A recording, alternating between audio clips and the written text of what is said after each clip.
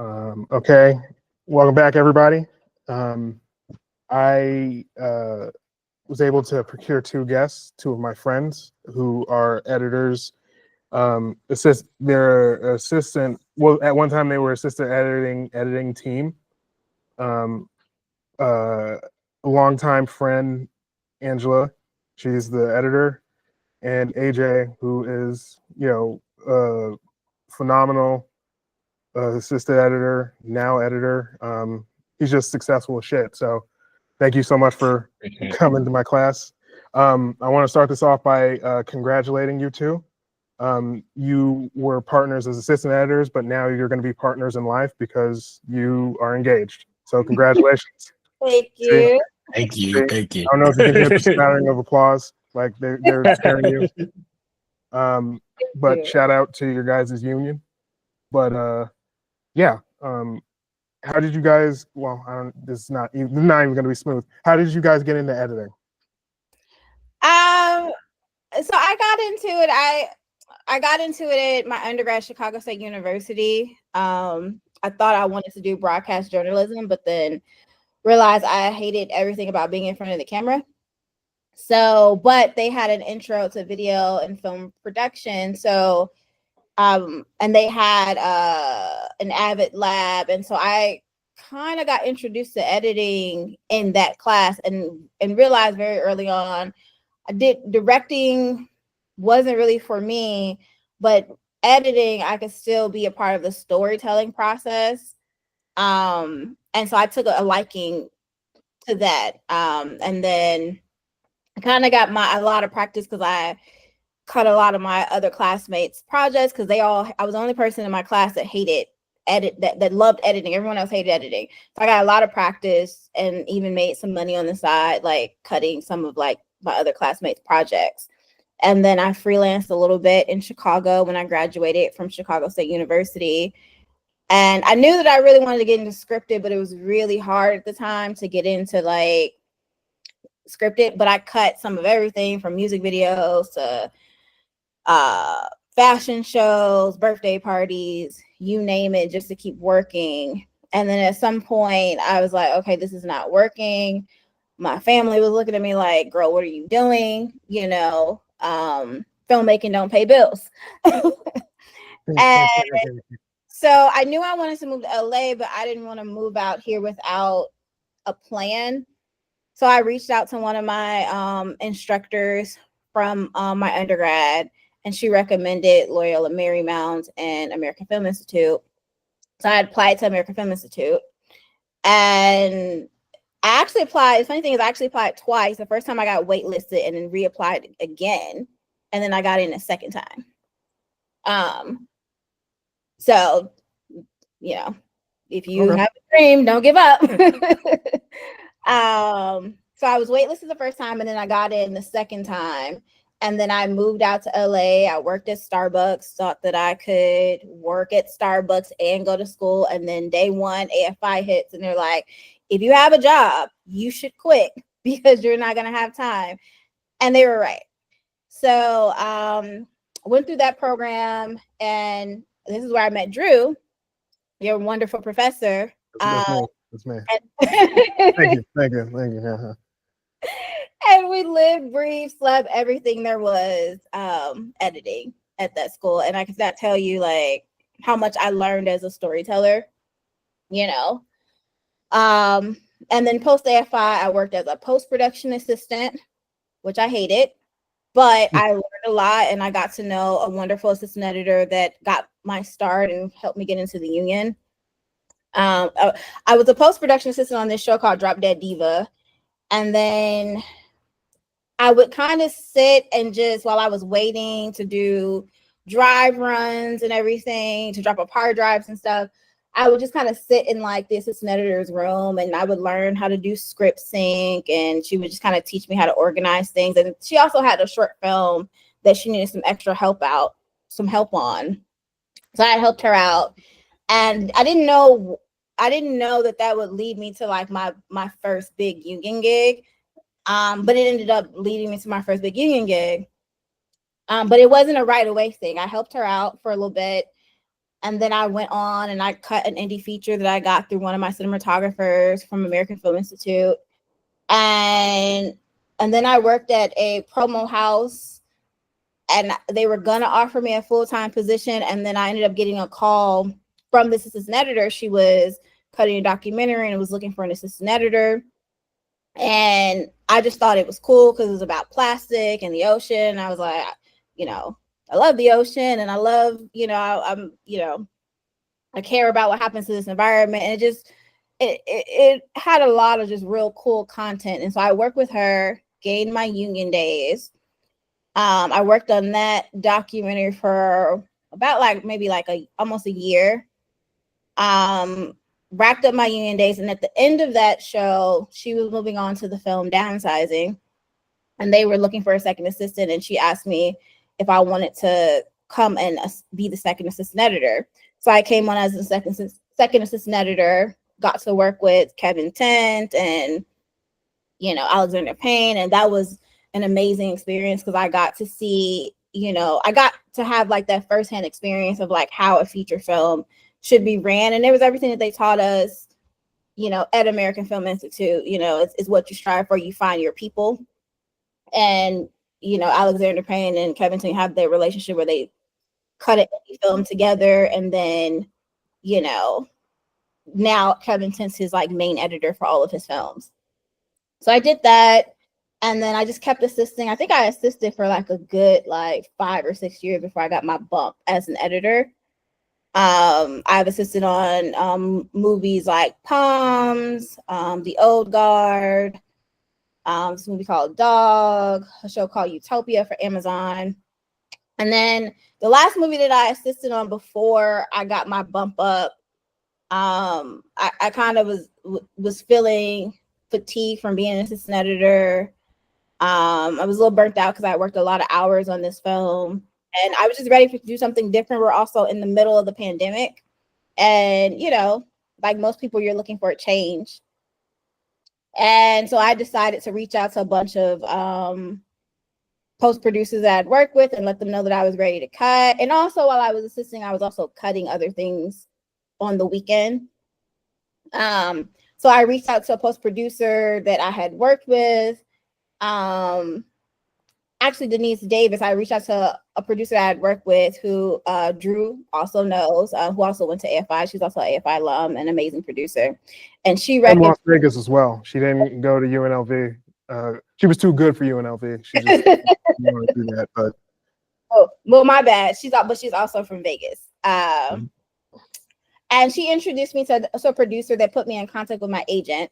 And so I met with my agent, and she gave me some tips on how to restructure my resume. She had me put together a website, and then she shot my resume around, and she's like, okay, I feel like you have enough credits that this is something that I can work with. And so she helped me get like my very first show, which was it was a Netflix series called First Kill, where I started out. I made a deal with the showrunner Felicia D. Henderson was very, you know, great about championing me. And, you know, she made a deal with Netflix. I came on to assist 2 episodes, the pilot and another episode, and then they guaranteed that I could cut 2 episodes. And so that was how I got into the edit chair. And then from there I went on and I cut Swagger. I cut Bel Air, and Bel Air assisted me, and Drew assisted me on Bel Air, and he was wonderful. she's only saying that because I'm here. Don't believe the hype. No, it was great. Like, I would have gone back, but I ended up getting Swagger, and I really wanted to work with Reggie Rock Bythewood. And then after Swagger, I went on to do Grownish with AJ. Had assisted me on Grownish. AJ also assisted me on this other show we did for All Black called Hush. 8 episodes. Yeah. We came on to recut it. Yeah. And that was an interesting experience. And that was like our first taste of like, hey, we can kind of like, you know, as a couple work together. And then we like run for Grownish, and it worked out really well. And I was able to get him a co-edit, and right around Grownish the strikes happened. So we worked until we ran out of scripts. Yeah, but I've done that, and then I did I did a season of All American Homecoming. And my latest show, which comes out in 2 weeks, May 8th, I believe, on Netflix, is Forever. I came on to cut an episode of Forever, which I'm really excited about. Oh, that looks good. That looks good. AJ, Yeah. how did you get started? So originally I'm from Texas. I like went to film school out there. Small school like Art Institute of Dallas, which isn't even open anymore. It's like all of the art suits closed. But I was able to learn like a lot of different aspects of filmmaking. So we would learn how to shoot, edit, direct, and I kind of just really fell in love with like editing because I felt like you had the most kind of control over the story. And so leaving school there, I did a lot of like a little bit of everything in Dallas. I did weddings, I did dance videos, music videos, documentaries. And after about doing that for like 6 or 7 years, I was like, I really want to get into like film and television. Like, I don't really want to just do like the corporate stuff and that kind of thing. And so I kind of just took a chance and like just moved out to LA, didn't have a job or anything like that, and ended up meeting Troy Takaki and Lillian Benson, who ran like the ACE program, the ACE diversity program. And so maybe about like a year into being in LA, once I met them, that kind of helped like kind of guide me, because I was kind of just like, what's the union? How do I get like, I didn't know what really to do. And so they kind of pointed me the way, like, hey, you have a lot of experience, just take your non-union stuff, get your days or whatever. So I worked on some like independent features as an assistant editor, got my days. And then my first project was Napoli Ever After on Netflix. And so that was like my first union gig. And then I went on to I did Siren, which is this crazy mermaid show on Hulu.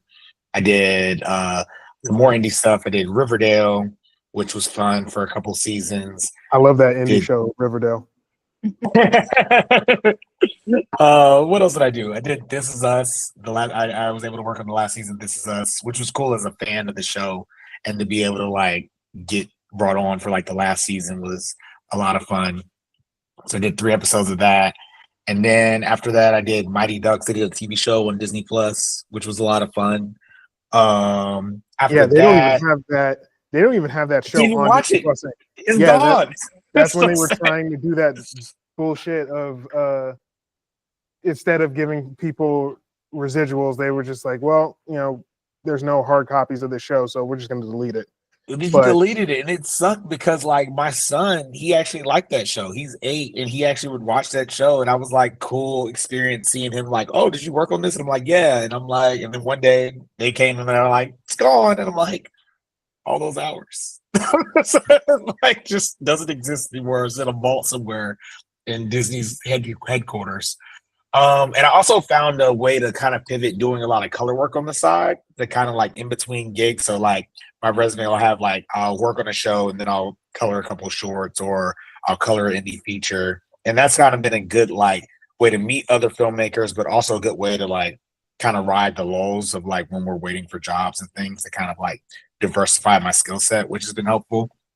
I was able to, once we got when the strike happened, I was able to work on Black Twitter's documentary for Hulu, which was good, to be able to bring in that money, which was exciting. And then the last 3 seasons of Raising Kanan is what I've been working on now, for Stars, which has been a lot of fun, because getting the co-edit from Angela helped me get multiple co-edits on Raising Kanan, which has been exciting to like really like get that transition to like kind of leave assisting behind, like get it to like just fully cutting. But yeah. No, the show's not that bad. It's crazy to see Joey Badass be a really good actor. Yeah, no, it throws people off, and it's like they like tried to like take him out of the show because he had a concert tour or something, and then he was like, actually, I really like this show. So then he came back. It's like a whole thing, but it is funny seeing him. I'm like, you're actually not bad. Like, okay. Yeah, I know he was in Mr. Robot, and like I've been a fan of his music since day one. But yeah, so you guys talked about being able to work in Hollywood? Because Angela, you guys both talked about what you did and stuff. What's it like to be an editor currently in the landscape of Hollywood, and editor and assistant editor in the current landscape of Hollywood after the strikes? It ain't easy. I think I mean, I always tell people that I'm mentoring, like, survive first, Now I've gotten some good jobs, but I will say that they are very few and far in between. I had an interview the other day, and it's just the competition is very stiff, I would say. But I think now is the time, if you're not working, I'm trying to use this time to tap into other things that, are creative, and also use this time to like get to know newer, like just new filmmakers, and try to find ways. I don't think that filmmaking is like from Los Angeles is like gone. There's still projects being made. It's just that I may not get to work on as many union projects as I would love. So, yeah, I mean, I would say right now, I feel like most people are just trying to survive so that you can continue to do the thing that you love. Yeah, and I think you have to a lot of our mentors kind of were able to just like strictly focus on like whether it was documentary, unscripted or scripted, they could just do only that. And I think you have to kind of be more diverse to be like, okay, you can edit. So like you might edit, I don't know, like a music video, like to get some money there. And then you might do 2 shorts, and then you'll jump on a project like, Bel Air or something for 6 months. But then once that's done, you might have to like hop and cut, I don't know, like some presenting videos or something that's not as flashy but pays the bills. So I think now it's a little different than before the strike, where it's like there's jobs like crazy. Like as soon as you finish something, maybe you're off for like a week and then you're on to the next thing. Where now I think you might be off, any amount of time. It could be 2 months, 3 months, 6 months, a year. And like, how do you fill in those gaps? I think you have to like use your skill set of like telling a story and not just limit it to like I can only do it if it's got a script, because then I think it's a little difficult to survive that way in the current landscape. Okay. Does anybody have a question before I go ask Martin to ask a question for everybody? Anybody have a question? Yeah. All right. I'm going to flip the camera over. Make sure you're there. Hello, nice to meet you guys. My name is Louis. I had a question kind of about the agent thing. Could you kind of like dive more into that, and like what made you choose to get an agent, and what like the whole process is like, and how they really help you like get jobs in that aspect? Sure. I mean, I got an agent just based on my personality. Like when I started in features. So I didn't get bumped up in the traditional sense. I think the traditional route is you assist as an AE in television, and then you work with an editor that trusts you, and you try to get the co-edit the way AJ did, and then hopefully someone moves on, or there's like a chair that opens up for you. I didn't really have I got to work with a bunch of like amazing filmmakers, and I got to work in film, but in features it's very hard to get bumped up, and so for me, I felt like I needed an agent because I didn't know a bunch of post producers in television. I think if I was go out for a meeting for a show, they just kind of be like, I mean, who do you know? Who are you? Who do you know? Looks like you've only done features. Like features is different than television. So I would get a lot of that. And so I would say that I got an agent because I felt like she was really helpful in terms of introducing me to new people in the television world. I also hate talking money. I love to get paid, but I hate talking money. So she's really good in terms of like negotiating my deals for me. That way I can just focus on the story and being a good editor. you know, and she can focus on being the bad guy and saying, hey, she's not going to work for this amount, you know, and she can do all the negotiating. And then, and people still like me when I get to work for them. So, I mean, I don't think that you need an agent to do this, but I would just say for my specific case, because I am not, you know, I would say I'm very reserved, especially if you don't know me. And I feel like it takes a minute for me to warm up to people. And so I would say just for my personality, I needed someone that was going to help me, that was going to help connect me to new producers, you know. And I don't think that I would have gotten to certain rooms if it was not for, you know, the first few like meetings that she set up. Now I feel like a lot of the jobs that I'm getting, I'm kind of getting them on my own, and then I just send the producer her way, and she'll set up like she'll set up like a Zoom or a meeting, and she'll just kind of make sure everyone's like on track to like pay on time. But a lot of the jobs that I've gotten recently have been through all of my like connections and people that I've worked with. Thank you. Mm-hmm. Anybody else got a question before we go to Martin? Oh, Shannon. Shannon's in the house. Hi, I'm Shannon.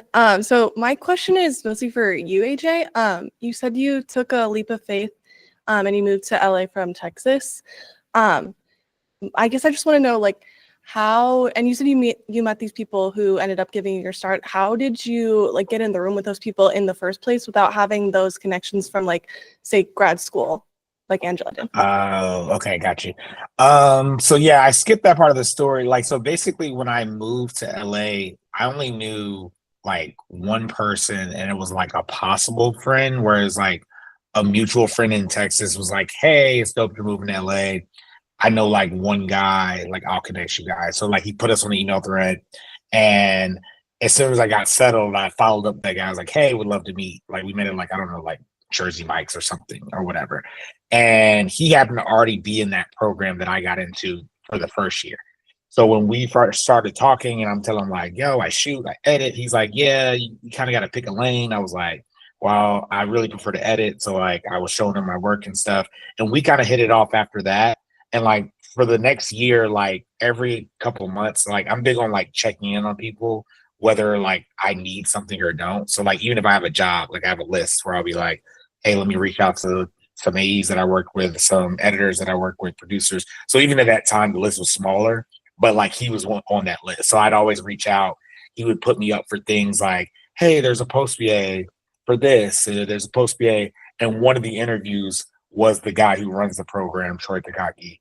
And that was like for Diary of a Wimpy Kid or something. So it was like literally that one connection. And then eventually it kind of finally stuck where like one of the jobs, I was like, oh yeah, I'm available. And when I met Troy, he would like, it was so funny. I was like late. It was terrible. It was like everything that you shouldn't do in an interview like happened. And then I'm thinking like, I'm not gonna get this job. This could be terrible. But he liked me in the interview and was like, hey, I do have this program. And that kind of like sprungboard the rest of the connection, because then he introduced me to Lillian, the other person that ran the program. And so that kind of helped.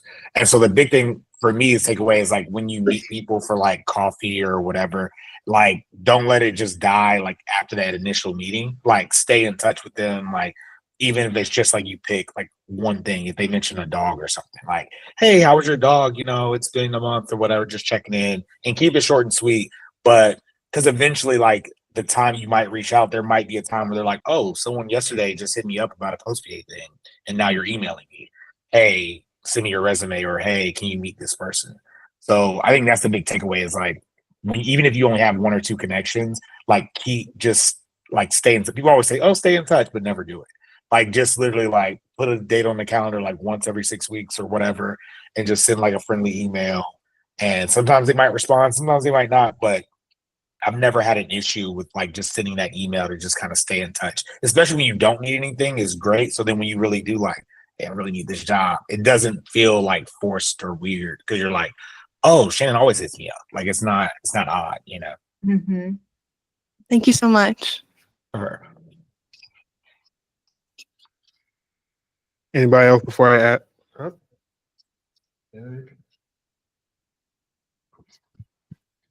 Hello, my name's Kennedy. My question is for you, AJ. You mentioned that you're from Texas, and I'm from Dallas too. And I graduate Oh, nice. next semester. And I know in the rest of my early 20s, I want to stay in Dallas and work and be an editor.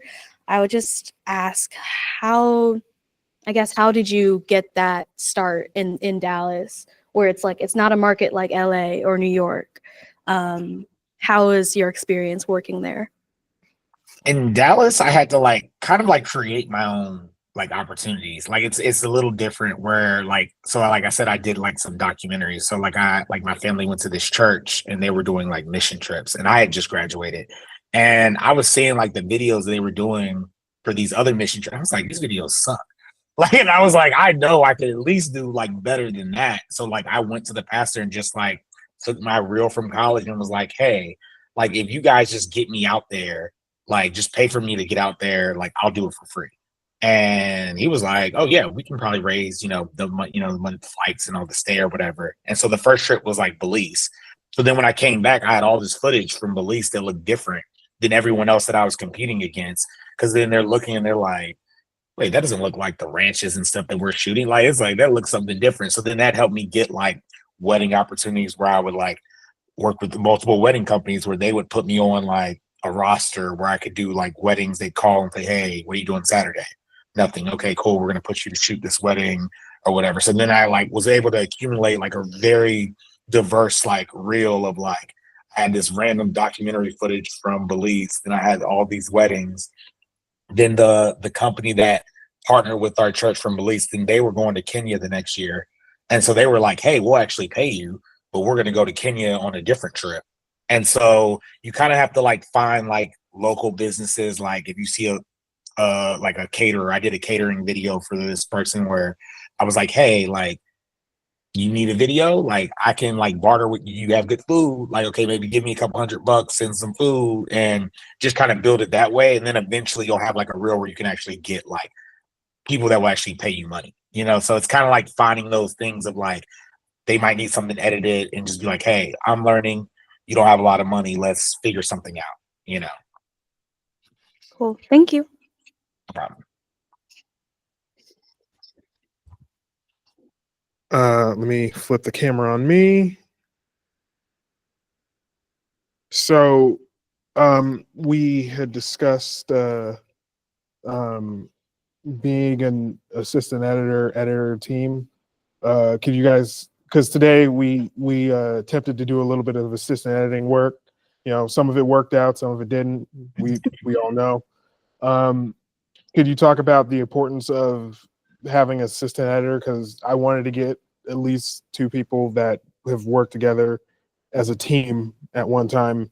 You guys work together and as a team in life now, but like it's practically the same thing. Could you talk about that and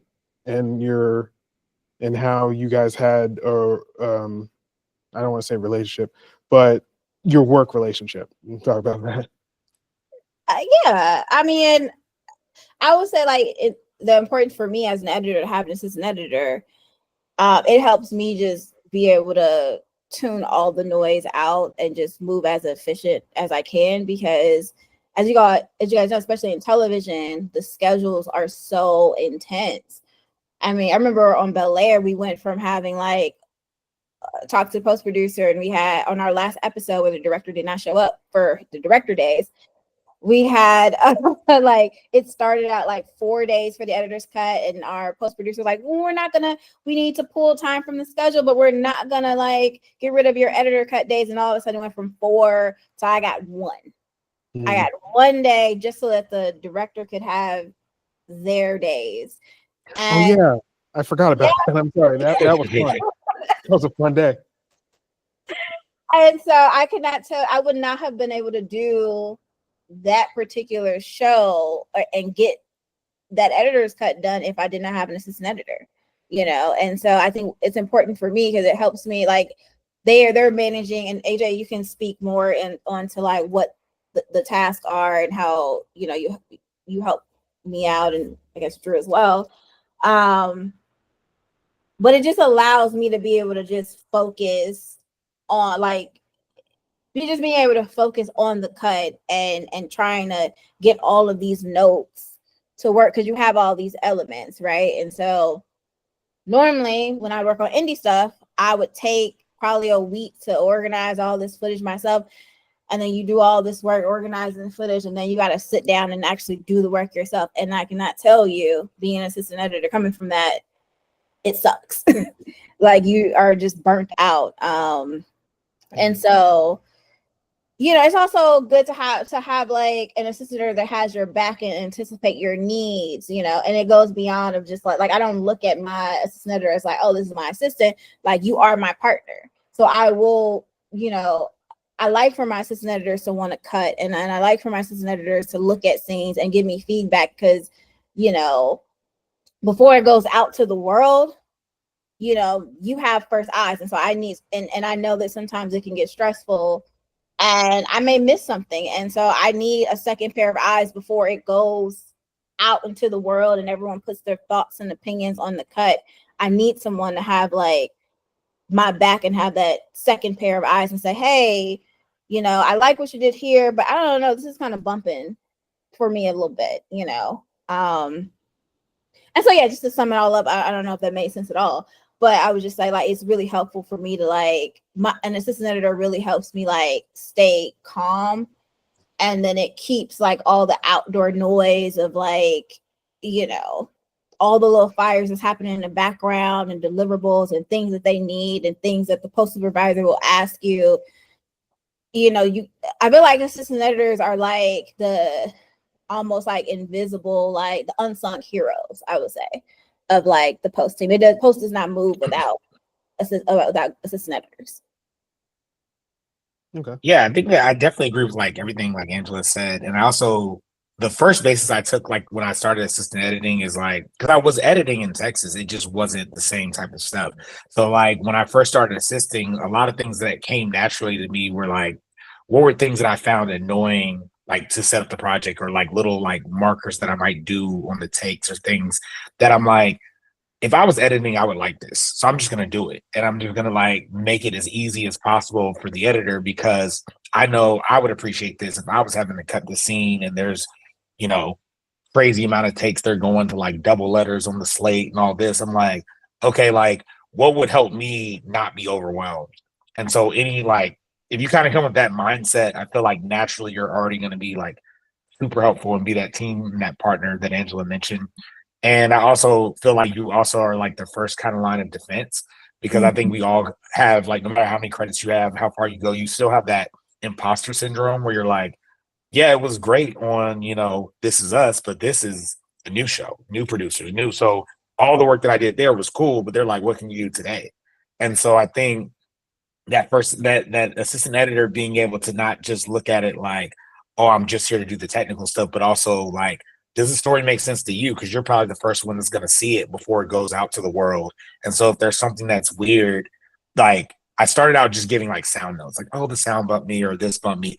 And then like the more I started doing it, I started being like, well, no, this part of the story doesn't make sense to me. Like I feel like it's coming from this character's perspective. But when I was on the tone call with you, they said it was supposed to be the main person's, you know, supposed to be Will's character's perspective. So I feel like being that partner, and you're kind of like insulated from like, you don't have to like put yourself out there fully because you're not the editor just yet, but still being able to practice like giving opinions in a safe space, but also those opinions will help the editor, you know? So I feel like it's kind of this like symbiotic relationship where a good assistant is going to just make the editor look like an even better editor than they already are. And so it benefits both sides. Mm-hmm. Okay. No, that's a great response. You know, I was an assistant editor at one time. I worked on Bel Air, so you know, it was very fun when one day we had a post producer, Mm-hmm. and then that post producer was fired, and then the next day we had to keep going and pretend like it didn't happen. Ship keeps moving, Drew. We get told before Christmas, hey, you remember that trip you told us you were going on?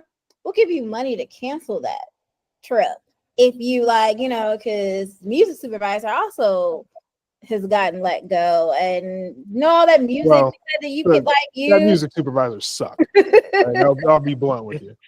Fuck that guy. Yeah, that first season was crazy. Yeah. Does anyone have any questions they want to ask? All right, so let me get the mic and the camera. There you go. So I'm from kind of a rural area, and I plan on going back there, ideally for editing reasons and stuff like that. You kind of mentioned almost kind of like starting your own like editing business in that way, where you kind of just approach people.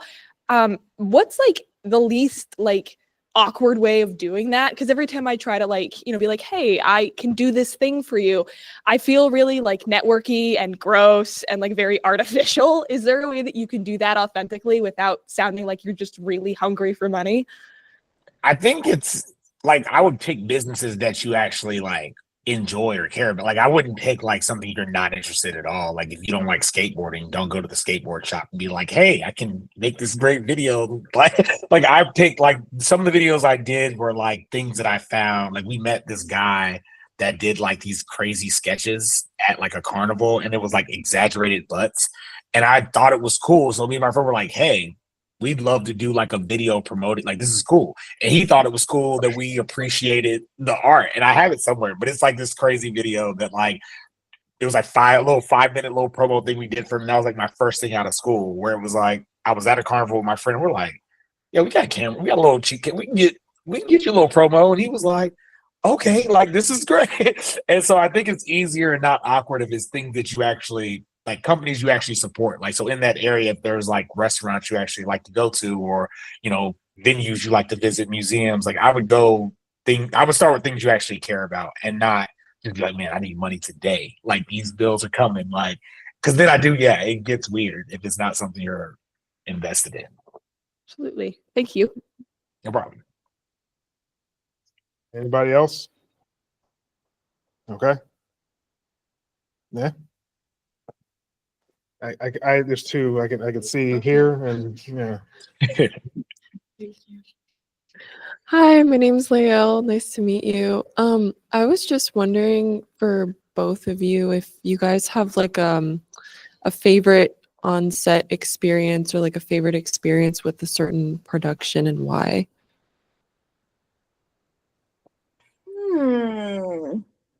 I mean, I have a few experiences. I would say one of my favorite was probably working on the Old Guard, because I got to work with two people that, like, when I tell you, I've watched all of their movies, I grew up watching all their films, and I could have never dreamed to like be in the same room with these wonderful women. And they're two women of color that look like me, and it was the first time that I'd ever experienced that. Was just working with Terry Lynn A. Shropshire and Gina Bythewood, and just like I saw on Downsizing how men can do it, and it was a wonderful post team with Kevin and Alexander, but it was even more special to see a team of women that could also do it and hold the same amount of power. And I love working on shows that it feels like it's a family. And so we worked a lot of long hours on that film, but it wasn't just like the assistant editor, because I was assistant editor on that film. It wasn't just, oh, I'm just working these crazy hours at 2:00 in the morning, and my editor is sitting up there at home with her, having dinner, or the director is, off at a party. Like, we were all in the trenches together, and it all felt like family together. And I feel like it was Downsizing and probably The Old Guard. Those are the two films that I felt like, one, changed the trajectory of my career, but also I've never wanted to work harder for people than them. And it was because of the way that they treated the crew like family. We were included on all of the screenings. We were invited to their homes, and also they made us feel like we were part of telling the story, where they would put us, whenever they needed advice on if a cut was working, You know, like they value, no matter what your position, whether you're a PA or an assistant editor, they value your opinion. And that was something that stuck with me, that if you get an opportunity to be in a room with some of these filmmakers and they give you the opportunity to watch a cut and they ask you, or read a script and they ask you for your opinion, you know, take that serious and give your honest opinion, because they're asking because they really want to know. And it also taught me, and I learned a lot from AFI, but it really, really showed me like, okay, this is the way a proper cutting room is ran, you know. I think for me, it's a couple experiences. One, I was on Queen Sugar, like this was really early in my career. And it's also like a side lesson of like sometimes you take a job like not knowing, like it was only supposed to be for like 2 weeks, but it kept getting extended, like, and I ended up being on it for like 2 months. But the environment was like kind of like Angela said, like everybody was kind of a family. It was like a very diverse team. But it was on like Ava DuVernay had her own like compound that she had like editing suites on one side and the production offices on the other. And like every day would be like, Ava would be like, oh yeah, my friends are coming.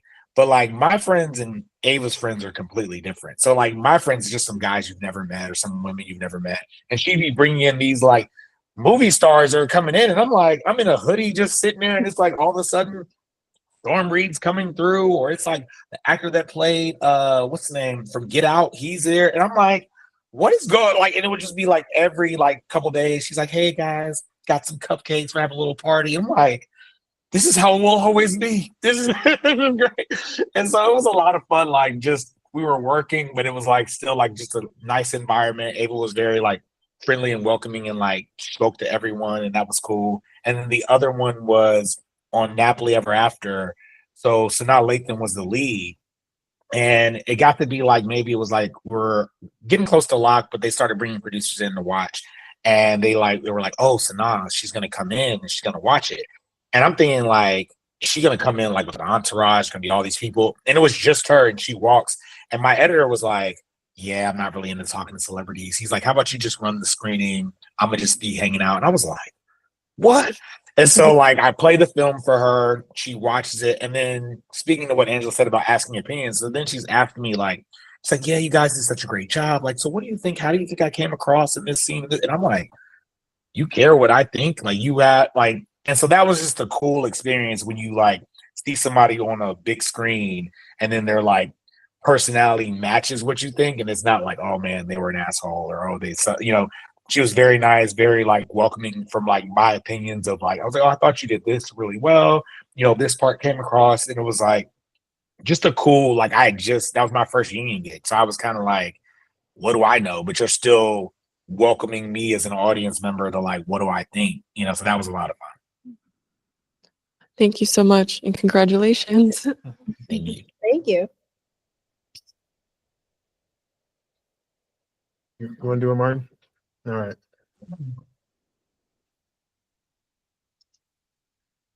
Hi, Martin Hackett. Hi, Martin Hackett. Big fan. Love all your albums, especially the latest one, Sensational. I love the title track. I thought it was transcendent.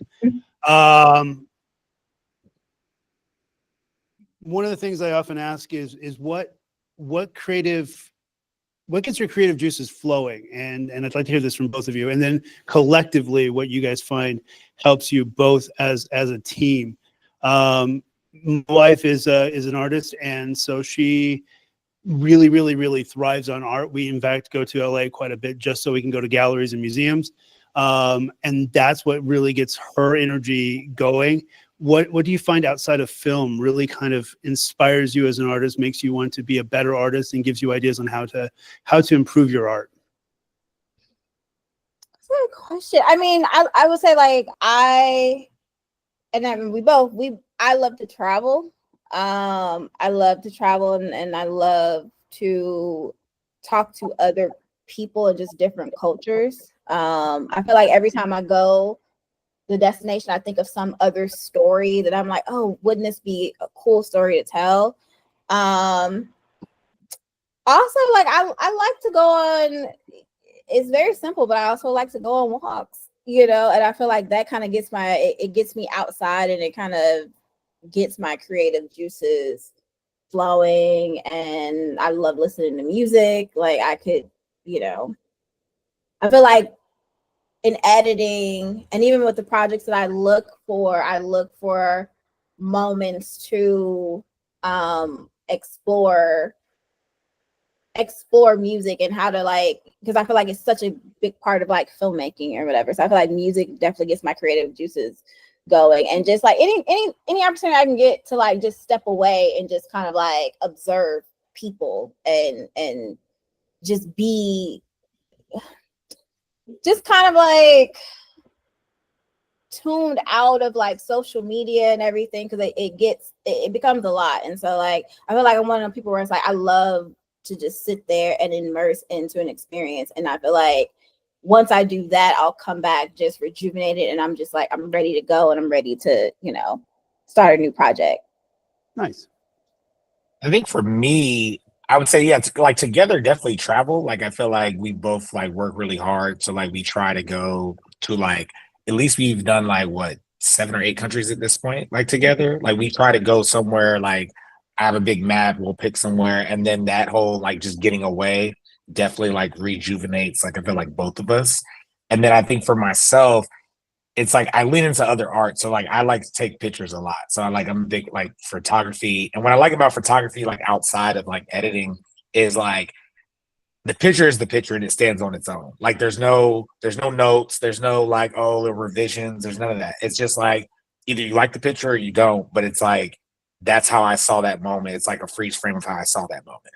So for me, that like doing an art and not having to worry about the criticism or the notes and that, I think that does rejuvenate me, because it's still like me being creative, but me being creative with like no noise. It's just like I'm taking it, I'm not taking it to get paid, I'm just taking it like I thought that was cool. And then I've started to kind of print more of my work, and we did like an art gallery a couple of months ago where I got to hang one up, and then seeing people just appreciate it. So I think for me, like personally, I think photography is like, it's still art, but it's like it's my art. Like it's not anyone else's. It's not like, it's like I like the collaboration of filmmaking, but sometimes it can weigh on you with like everyone has an opinion. Everyone's like, oh, you should have done this, you should have done this. Or photography, I'm like, if you don't like the photo, it is what it is. If you like the photo, thank you. But it's a very like insular kind of thing. Awesome. Thank you. Thank you. Do you want me to do another one or wait till? Well, we got in a second. We're gonna do Genevieve first, then we'll come back. Hi, my name is Genevieve. I was just curious, is there something that you both think or wish you did differently earlier into your editing career that probably would have been beneficial towards where you are now?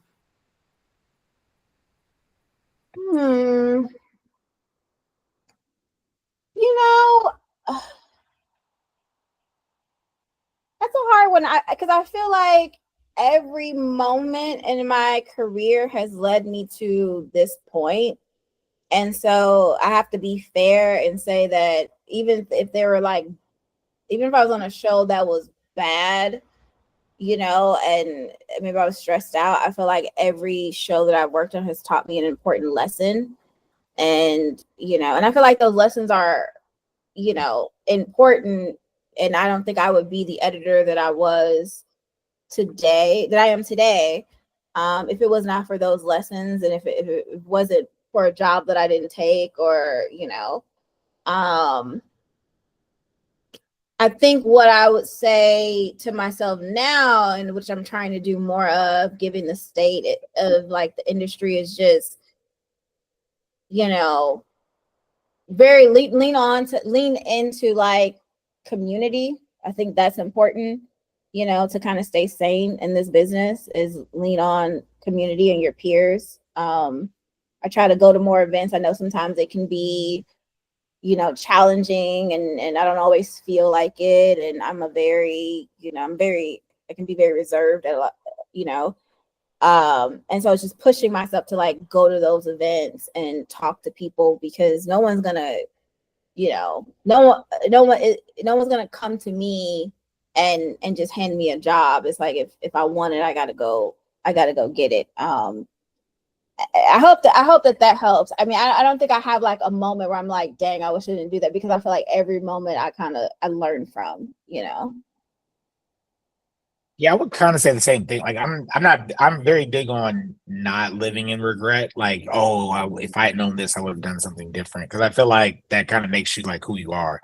And so I feel like the moments along the way, like I could say like, oh, I wish I had came to LA sooner. But then I'm like, would I have been as focused? Like, I don't think I would have been, you know? So it's like, I think I came to LA at the time. That was the time for me to come to LA. And so for me, it's like, it's almost like looking at it in reverse, where it's like, now I look at my like younger self and I was like, man, I was just creating. I didn't know what I was doing when I was like 17, 18. Like I was just going out there, like we would shoot stuff. I remember we shot at like a graveyard. We weren't getting permits and stuff. And I remember I'm like hanging out the car with the boom pole because the security guy's chasing us. And we were just like, this is fun. This is cool. It's filmmaking. And like now I have way more knowledge than I did then, but I don't create a lot of those projects. Like a lot of it is about just the transactional, like you pay me for a service, I do it. And I don't really do those kind of projects where I had a friend like pour water on me or an ice bucket challenge. And we just went and got a camera, shot in slow motion. Just why not? You know, so I kind of look at it more in reverse, like kind of like trying to like stay creatively young and like keep that versus like looking at, oh, had I done this differently, maybe I would have been further along in my career. Cause I don't know that to be true. Mm-hmm. Yeah, you don't know the outcome. Yeah. Thank you. Sorry.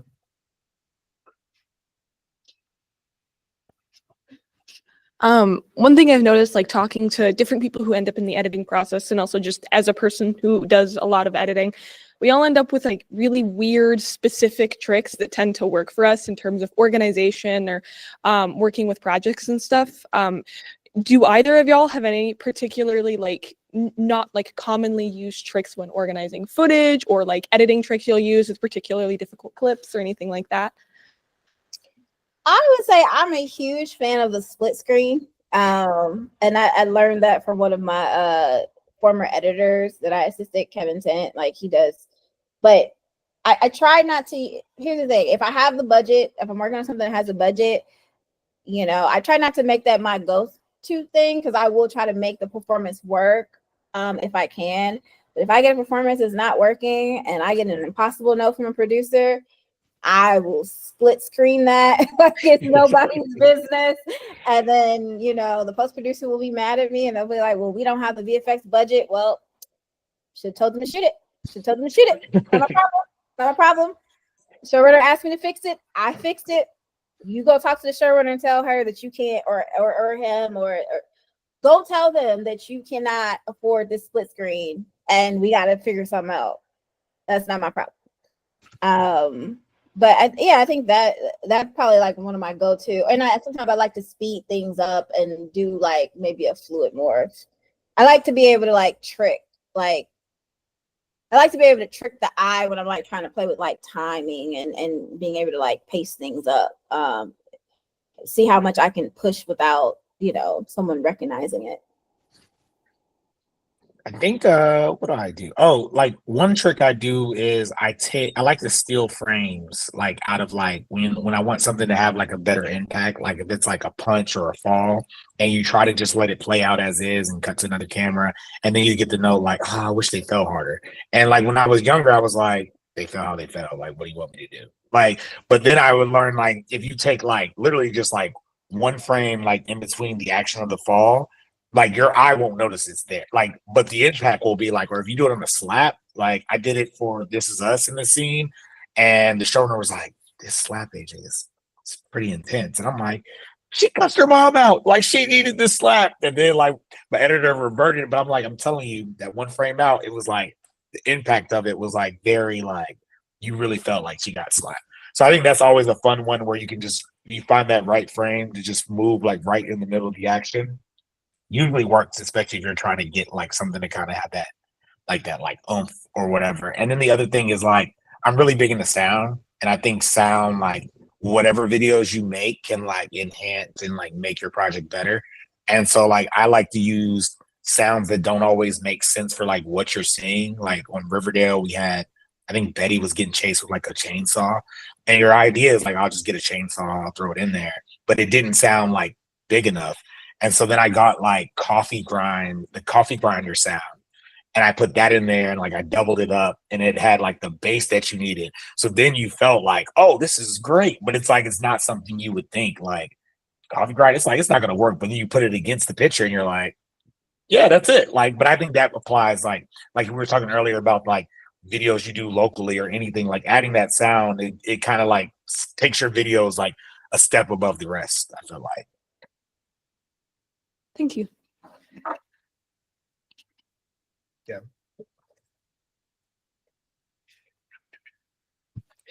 Is it good? We're working? All right, cool. Hi, my name is Gavin.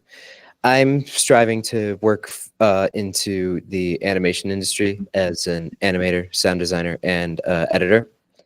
And for lack of better words, the industry at the moment is overworked and undervalued.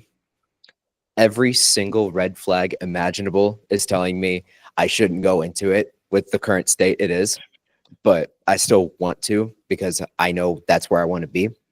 What I wanted to ask for both of you is, in the film industry as a whole, have you ever seen yourself in a position where it feels like the whole world is saying you shouldn't go into this project or you shouldn't go into like this part of like filmmaking, but you knew that's still where you wanted to be anyway? I feel like all the time. like I'm rethinking my career all the time. Like, I mean, here's the thing, like, I feel like you're gonna always have those obstacles. I would say I have imposter syndrome, like nobody's business. But when I get a good project and I'm able to cut and do what I love, as much as it can be stressful to interview for things, I was preparing for an interview the other day where it was all this push and pull, and you know, I didn't end up getting a job, but I felt peace the next morning because there was so much drama surrounding all the questions they had, and about resumes and all these people that had to vet me. And it was like, and I was talking to my agent and talking to AJ, and I was like, well, it seems like they didn't want me to have it anyway, And so I feel like when things are right for you, I don't feel like I've ever been on a project, that I wasn't supposed to be on, if that makes sense. Every project I've gotten, even if it was a little stressful, I was on that project because it's supposed to teach me a lesson, or I was on that project because that was the project that was right for me. With that being said, I will say that, like, even editing now and even having the credits, it does not get any easier, but I think what keeps me going is the fact that I love what I do. I love making stories work. I love the look on a filmmaker when they come in and they're like, I don't know what I shot. I don't know what I got, and then we lock picture and they're like, we made a film. And I'm like, yeah, we made a film, and I love, because editors are also kind of like the filmmakers, the director or producers, like therapists. They come in and they just throw all these things of what went wrong on set.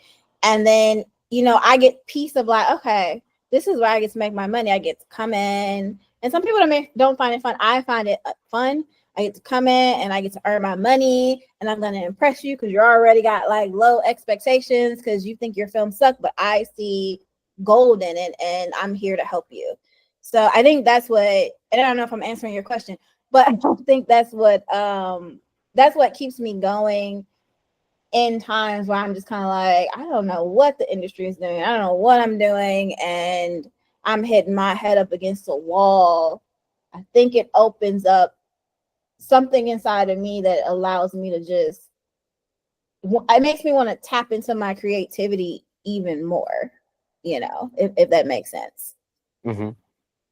Yeah, like I definitely have had like moments for sure, especially like early on when I made the move from Texas to LA. Like I was like, why did I do that? Like I was fine, and like that's why someone earlier asked about making money in Texas. Like I was making money. It wasn't like I was struggling, But I was just like, no, I got to be an artist. I got to like whatever.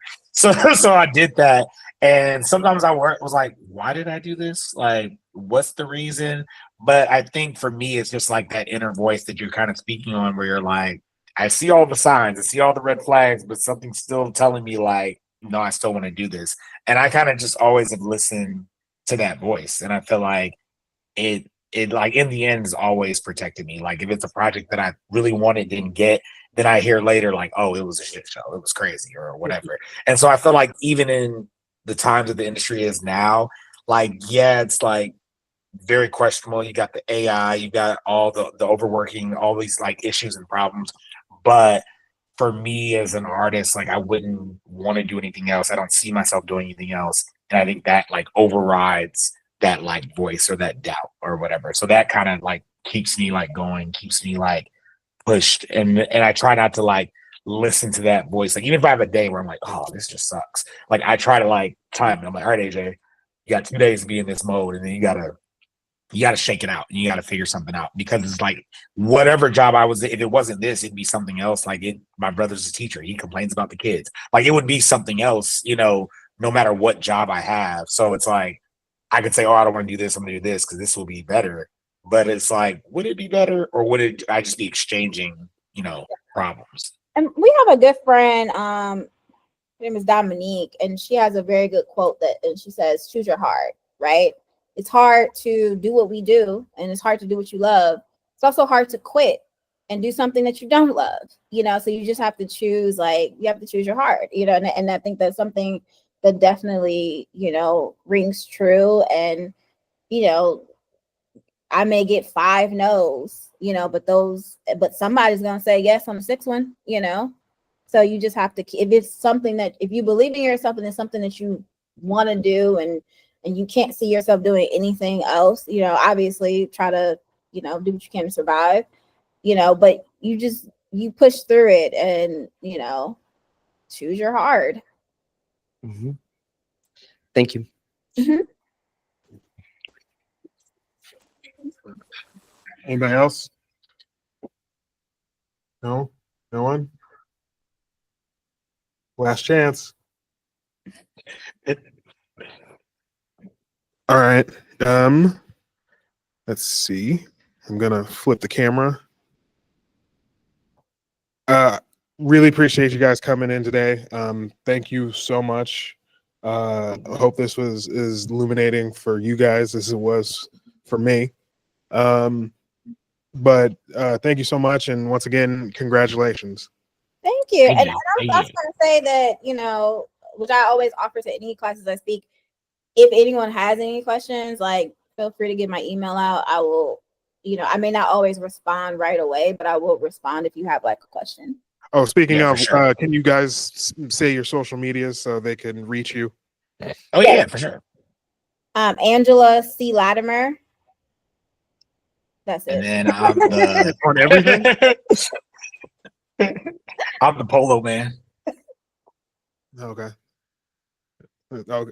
At the Polo Man, like At the everywhere? polo Or man. Yeah, everywhere, I think. Yeah. Yeah. I had to think about it. I was like, yeah. all right. Cool. Thank you guys. I really appreciate it. And I'm gonna let you go, but thank you. All right. All right. Thanks, Drew. Thanks, everybody. Bye. Bye. Huh.